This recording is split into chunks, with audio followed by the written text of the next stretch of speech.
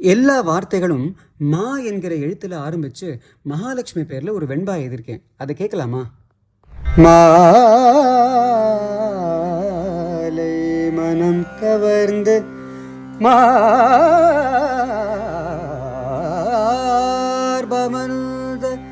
மங்கையே மாலை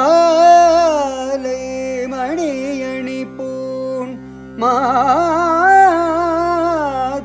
பூ மாதேனி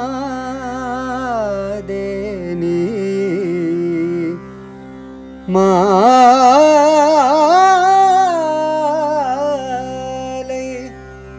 மதிமுகத்தாய் மாந்தர்க்கு மங்களம் தா மாளாத செல்வ மாண்பு.